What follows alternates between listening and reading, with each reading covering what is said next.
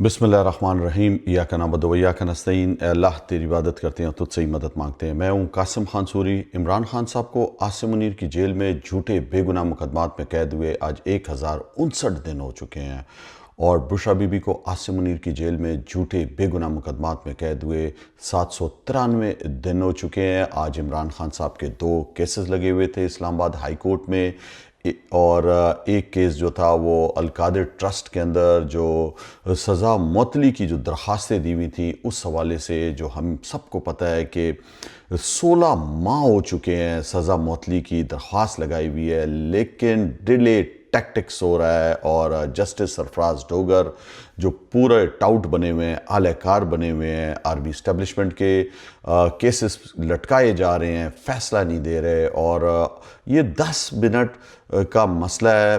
आप ख़ुद सोच लें कि सज़ा मुअत्तली की दरख्वास्त हर जो जिसका केस चल रहा हो और उसके ख़िलाफ़ अगर निचली अदालत ने कोई फ़ैसला दे दिया हो तो वो ऊपर वाली अदालत में जाके सज़ा मुअत्तली की दरख्वास्त लगाता है। 16 माह से इमरान खान साहब की दरख्वास्त लगी हुई है, बुशरा बीबी की भी।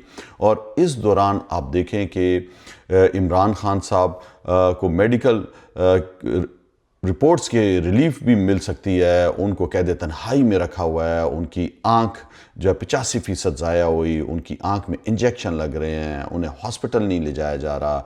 बुशरा बीबी की भी आँख का मसला है, 2 दफ़ा उनकी भी सर्जरी हो चुकी है। तो आप सोचें कि कैद तन्हाई में भी रखा हुआ है और मिलने नहीं दिया जाता फैमिली से, वकला से, और ना जो है उनके निजी डॉक्टरों से। तो बहुत सी इन 16 माह के अंदर चीज़ें आईं जिस पर जो है वो अदालत जो है उनको ये केस सुन के उनकी सज़ा उनको जेल से रिहा कर सकती थी, उन्हें हॉस्पिटल लेकर जा सकती थी।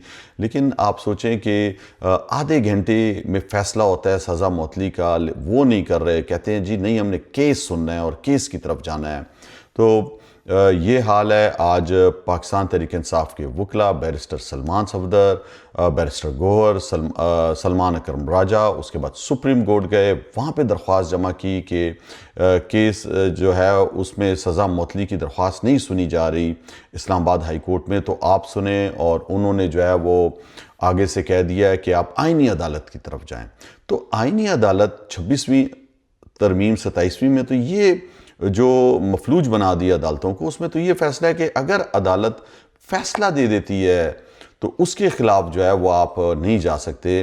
तो अभी तक तो सज़ा मुअत्तली सुन ही नहीं रहे हैं, तो उस हवाले से गए थे, लेकिन उन्होंने इतराज़ लगाया कि आप आइनी अदालत चले जाएं। तो साफ ज़ाहिर होता है कि वो इस केस के अंदर भी इमरान खान को जल्द अज जल्द सज़ा देना चाहते हैं।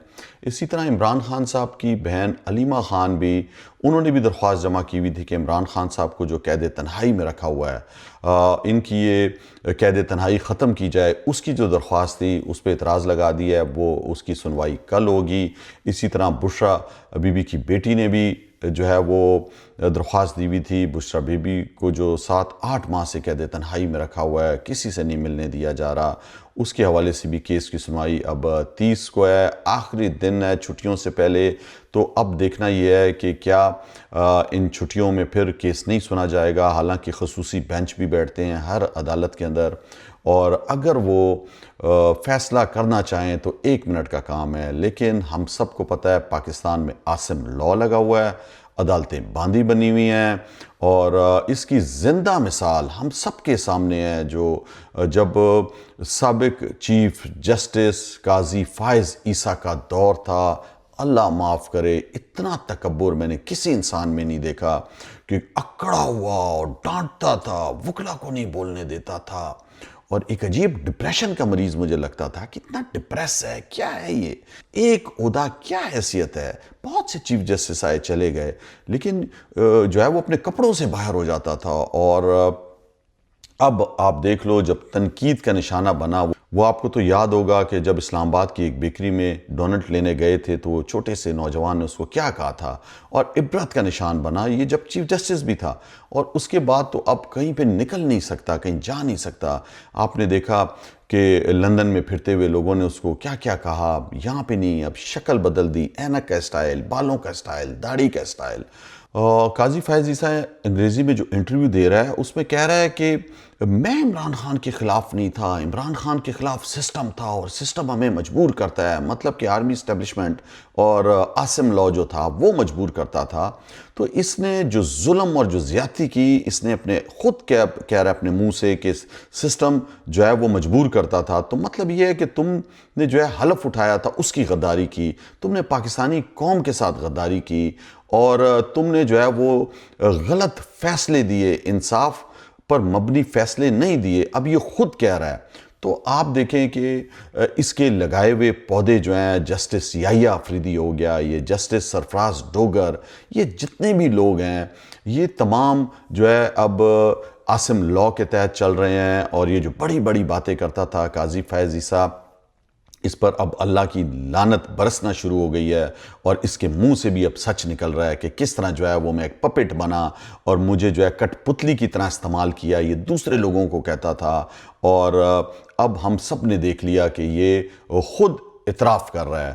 تو یہ اللہ الحق ہے، عمران خان صاحب کے ساتھ جس نے بھی غلط کیا، اب وہ خود کہہ رہا ہے۔ خواجہ آصف کو آپ سن لے، وہ خود کہتا ہے کہ کس طرح ہم نے جو ہے 2019 میں عمران خان کو ہٹا دینا تھا، اور عمران خان صاحب جو ہے وہ نئی بات مانتے تھے آرمی اسٹیبلشمنٹ کی، اور آرمی اسٹیبلشمنٹ اس وقت کے جو آرمی چیف باجوہ نے جو ہے ہم سے ملاقاتیں شروع کر دی تھیں اور کہہ رہے تھے کہ عمران خان بات نہیں مان رہا۔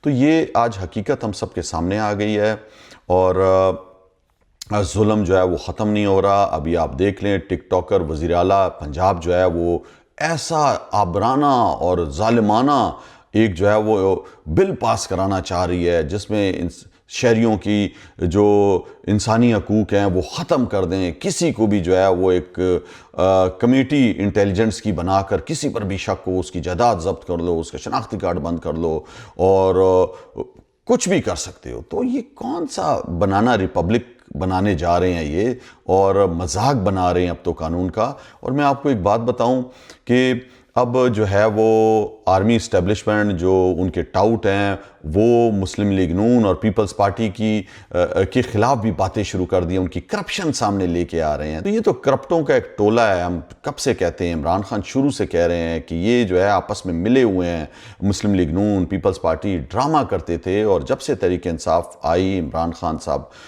نے لوگوں کو جو شعور دیا، ہم سب کو پتہ چل گیا ہے کہ آرمی اسٹیبلشمنٹ ہی اس طرح کے ٹاؤٹ لاتی ہے، یہاں پہ جو ہے وہ انصاف نہیں کیا جاتا، یہاں پہ الیکشن چرائے جاتے ہیں، مینڈیٹ کی کوئی قدر نہیں کی جاتی۔ اب جو سب سے افسوسناک چیز سامنے آئی ہے وہ ڈاکٹر یاسمین راشد صاحبہ، جو کینسر سروائیور ہیں، جن کی عمر 76-77 سال ہو چکی ہے اور جیل میں بند ہیں۔ صرف یہ قصور ہے کہ وہ اس نظام کے آگے، عاصم لاء کے آگے جھک نہیں رہیں، یزید کی بیعت نہیں کر رہیں، اپنے لیڈر عمران خان کے ساتھ ڈٹ کے کھڑی ہیں،